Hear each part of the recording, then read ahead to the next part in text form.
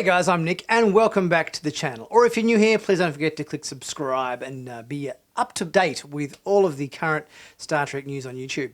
So today I'm talking to you about episode 2 of the Terra Firma two-part episode, which saw a resolution to Georgiou's story arc and so forth.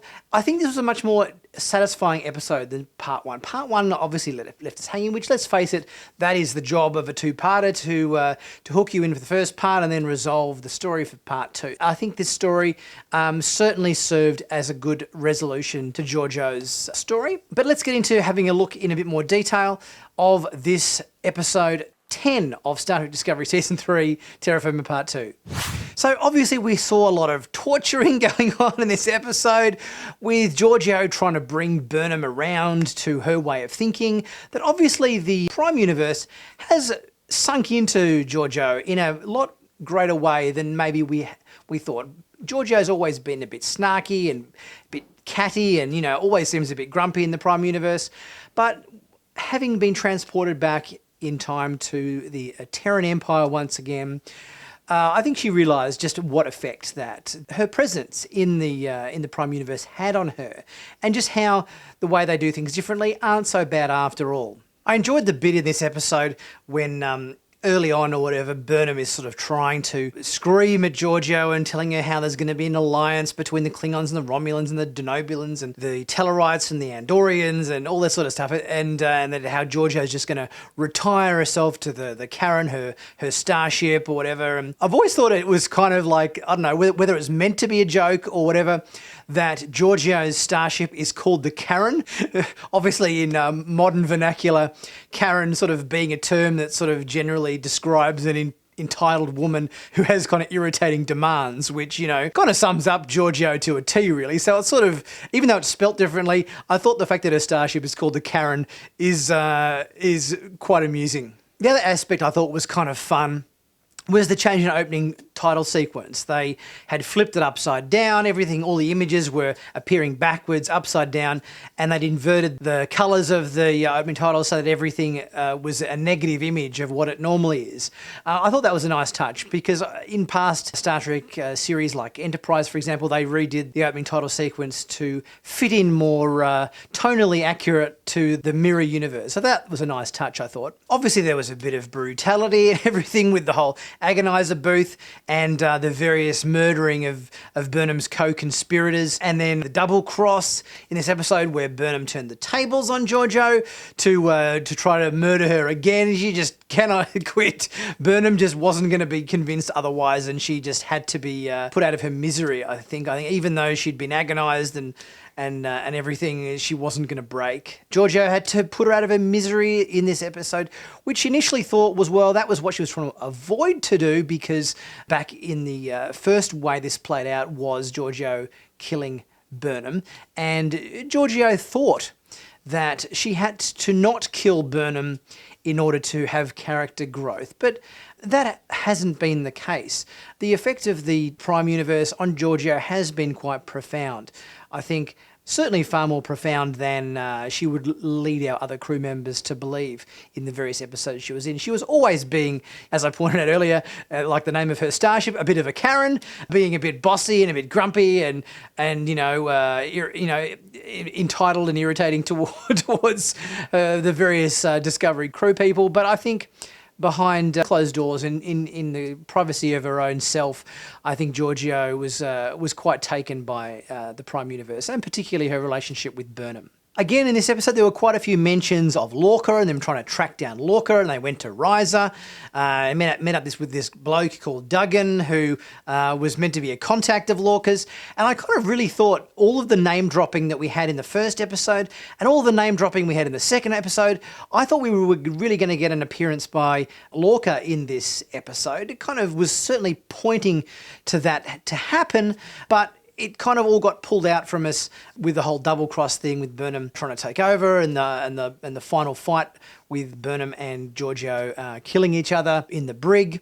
So certainly the amount of inferences and missions that they sort of said, we got to hunt down Lorca, we got to find Lorca, both in episode 1 and 2 of this two-parter. I did honestly think that we were going to get an appearance by Jason Isaacs showing up in this episode to reprise his role as Lorca, but it didn't kind of play out that way. So it was maybe a tiny bit frustrating, because generally when you set something up in a script and you keep name dropping like that, normally that has to have a payoff later in the narrative, but that didn't kind of play out that way. However, we did get a very satisfying resolution to Georgiou's story arc, with Carl confirming himself as a Guardian of Forever, and the door disappeared and everything reappeared in the form of the Guardian archway, the same as it appeared in the original series episode with Kirk and Spock and crew and whatnot, and the Guardian in that. So it was a really nice hark back to that original series episode, I thought, and I thought, I'm really glad that they went to the effort of giving us that resolution to Georgiou's character and to confirming Carl's identity. So there obviously was a little bit of a fear there that with all of the name dropping from Lorca not paying off, I thought, are they not going to pay off who Carl is? But I'm really glad that they did pay off who Carl was, because we were speculating during the week, is Carl a Q? Is he the Guardian of Forever? We knew he was one or the other. I think that was kind of a given, and the fact that the newspaper he was reading was the Star-Dispatch, the same newspaper that had appeared in the original series episode, I think was a pretty solid clue that Carl was going to turn out to be a Guardian. And I'm glad that they did make that clarification in this episode. And we certainly got a few more little hints and tips and so forth in terms of the Kelpian ship stuck in the nebula. We didn't get any new information. We got obviously the scene with Saru reporting back to Admiral Vance and letting him know about that, because I think in the last episode he was kind of wasn't saying too much until he kind of had more information to report on.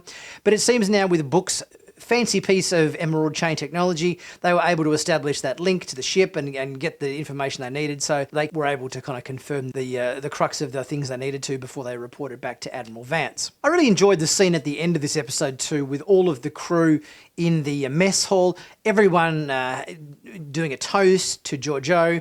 Everyone had a bit of a different story to tell.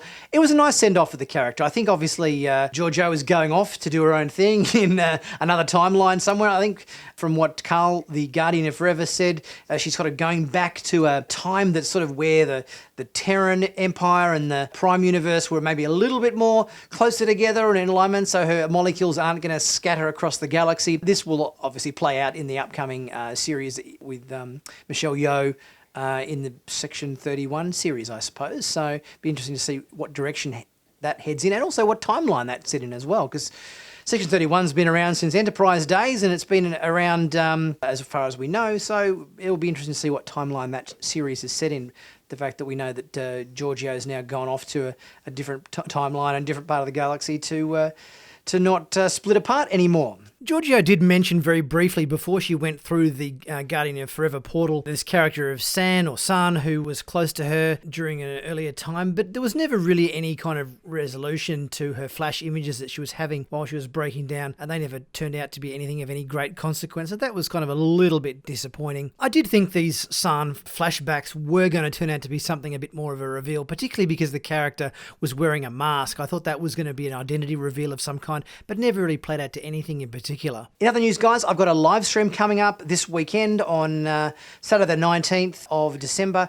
Ketwalski and I are doing another live stream where we're going to chat about all of the goings-on for Discovery Season 3 so far, and a whole bunch of other Star Trek news and other bits and pieces to talk about. And I've also got 15% off in my merch store starting from the 17th of December until the 21st of December. So if you want to pick yourself up a cool t-shirt like this one's been really popular. Everyone's loving it.